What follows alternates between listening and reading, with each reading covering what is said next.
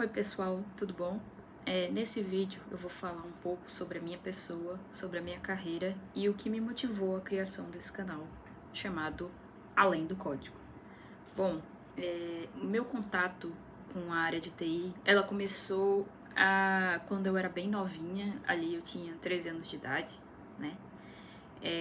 Foi quando eu tive o acesso ao curso técnico de informática.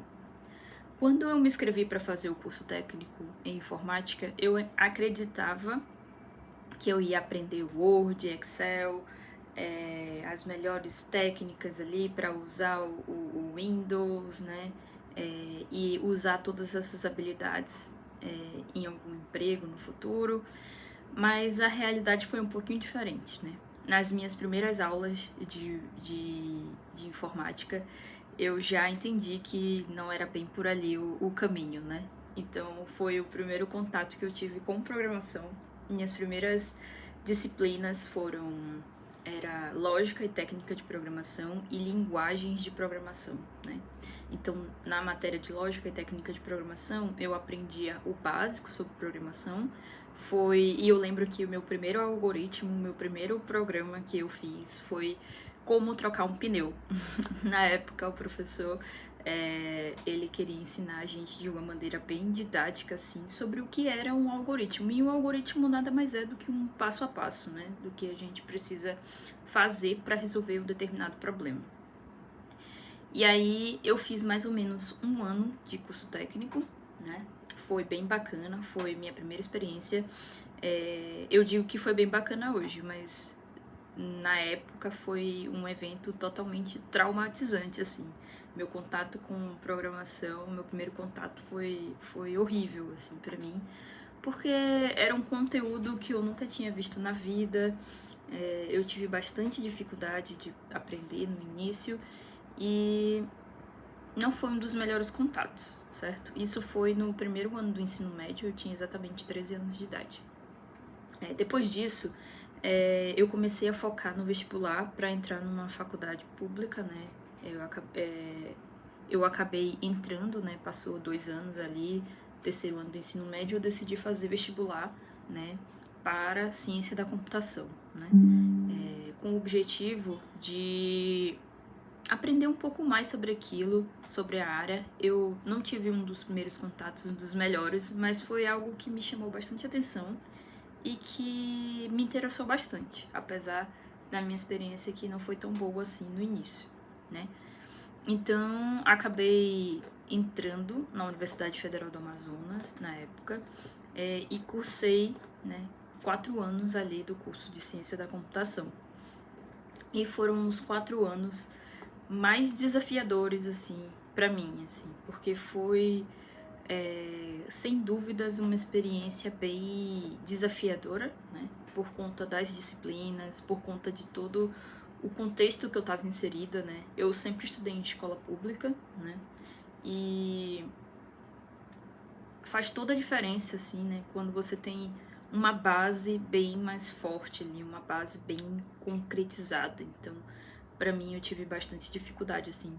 Também no sentido de como aprender, né? Aprender a aprender. É uma coisa que não ensinam pra gente na escola, né? Os antigos métodos de ensino eram basicamente você senta, assiste a aula, aprende, né? Decora o conteúdo, faz uma prova e pronto, você aprendeu. Mas na verdade não é bem assim que funciona, certo? Foram 4 anos bem desafiadores, como eu falei, e eu tive diversas aulas, né? Desde lógica de programação, a parte de algoritmo e estrutura de dados, eu aprendi um pouco sobre grafos, otimização combinatória, engenharia de software. Tive aulas também de matemática, cálculo, porque ciência da computação, como o próprio nome já diz, é ciência.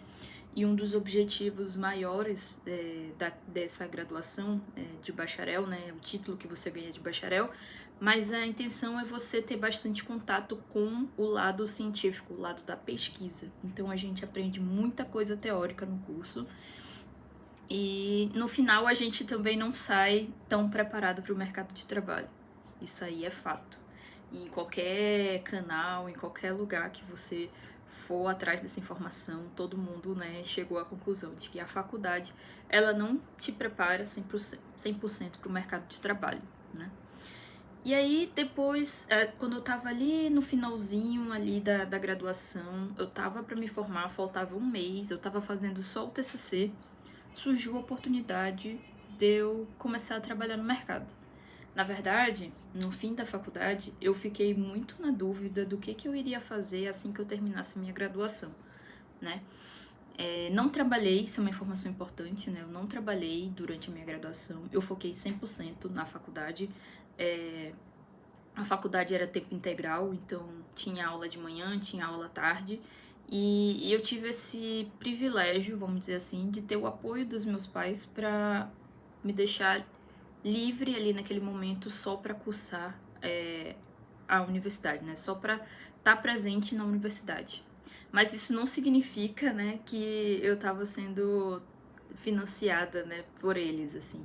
Então, eu busquei sempre formas e meios de conseguir bolsa e para me manter financeiramente dentro da faculdade. Então, eu me envolvia muito em projetos de, de monitoria, né, para ganhar um dinheirinho ali, nem que seja um pouquinho a cada mês. Eu participei de programas de educação tutorial, que era o PET na época, participava de centro acadêmico, eu participava de tudo que tinha ali na faculdade, a experiência toda, eu quis viver aquilo, então eu participava também em busca da bolsa, né? As bolsas que foram bastante importantes ali naquele meu ciclo de aprendizado, para me manter financeiramente ali dentro da faculdade, né?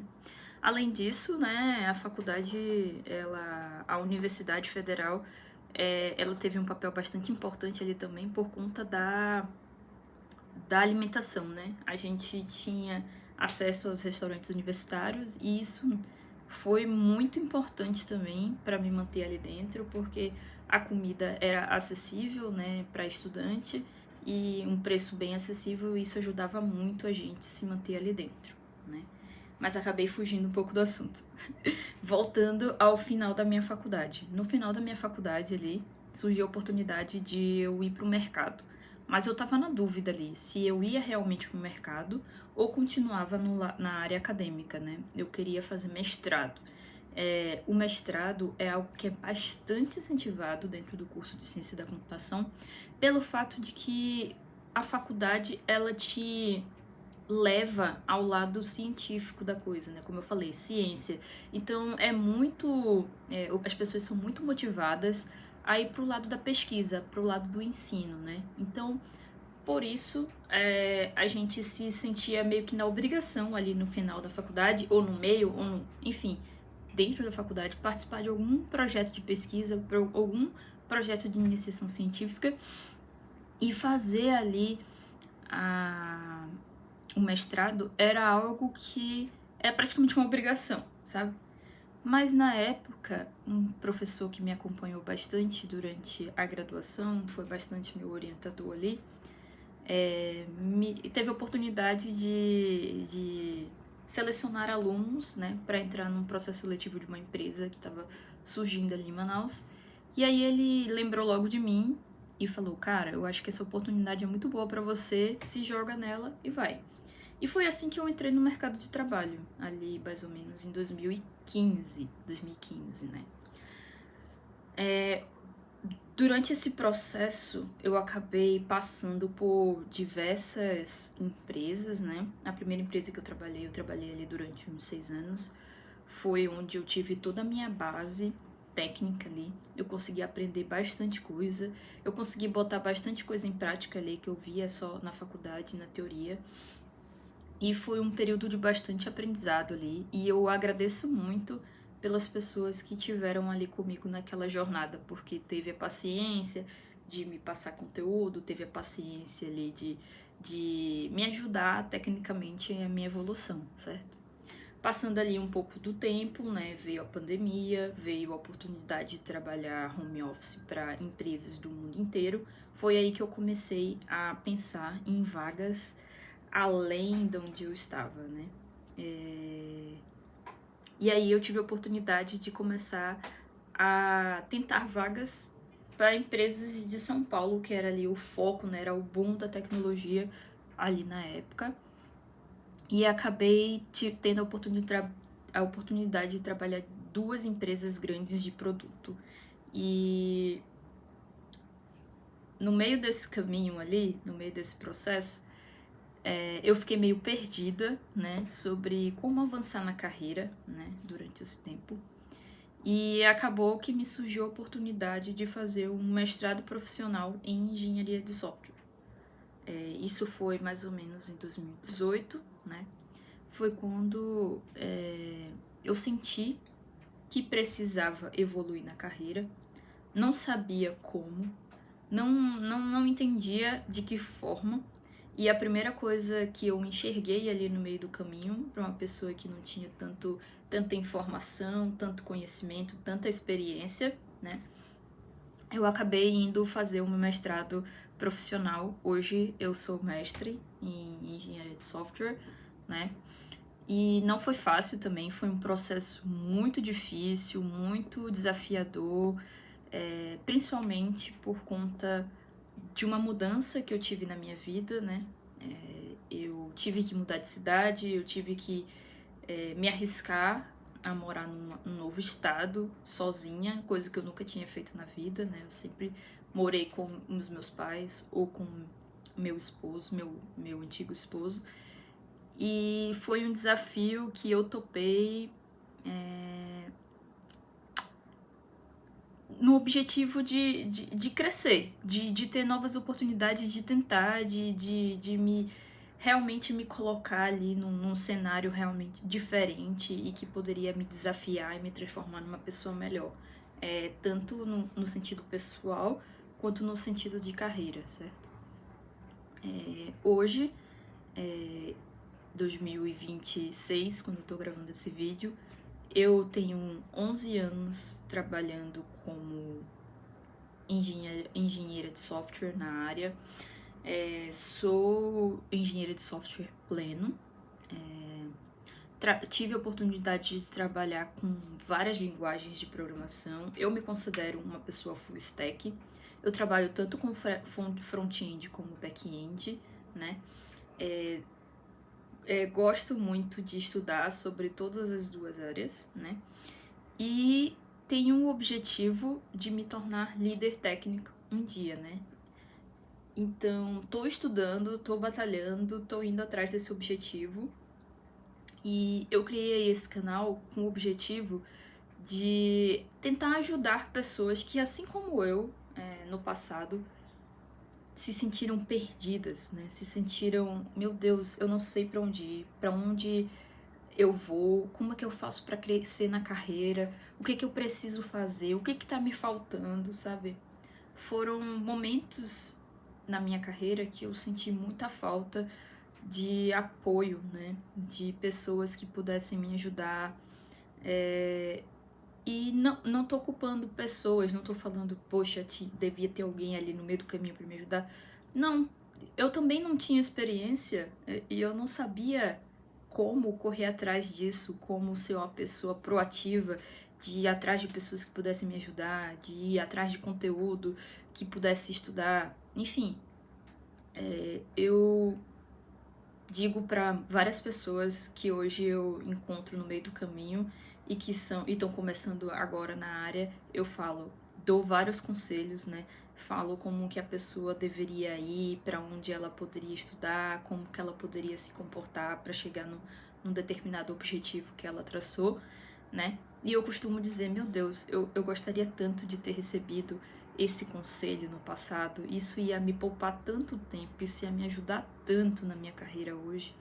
E como forma de retribuir, né, tudo que me foi passado, tudo isso que eu passei para chegar até aqui, que não tô nem perto ainda do meu objetivo, mas eu queria conversar abertamente sobre isso com você, principalmente com mulheres, porque a experiência do mercado de TI para homens e para mulheres é totalmente diferente, tá? Eu já identifiquei isso. No meio do caminho, eu percebi que tinha uma determinada disparidade ali entre gêneros e eu falei, poxa, deve ter gente que sofreu ou tá sofrendo as mesmas coisas que eu sofri, tá tendo as mesmas dificuldades que eu tive, eu tô tendo. Então, nada mais justo eu compartilhar, né, sobre todo esse meu aprendizado, toda essa minha vivência, né, com vocês. E que pode ter até uma ajuda também de vocês, né? Quem estiver assistindo esse vídeo e que quiser comentar, que quiser falar sobre a sua experiência também, pode ajudar outras pessoas, outras mulheres, até mesmo homens que estão aí começando na área, que podem se beneficiar desse conteúdo. Então, pensando nisso, eu criei esse canal para falar um pouco mais de TI além do código, né?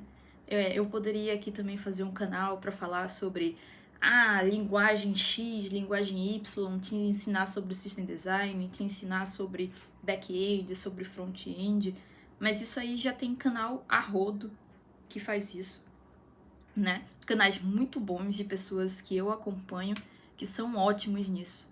Mas por isso eu queria falar aqui nesse canal um pouco mais, né? E além do código, realmente, a gente conversar, ter um papo sincero, ter um papo cabeça sobre carreira, sobre experiências, né? Ter uma troca realmente sincera sobre tudo que tem além do código ali. Porque no final das contas, escrever código até IA hoje faz de maneira excelente. Então, o que a gente precisa focar agora é muito mais do código, além do código. Quais são as skills, as soft skills que a gente precisa saber, entender e implementar para ter um crescimento na nossa carreira. Então, basicamente é isso. Essa sou eu. Eu me chamo Cláudia Regiane Oliveira Gomes, Cláudia Regiane, se vocês quiserem me chamar assim.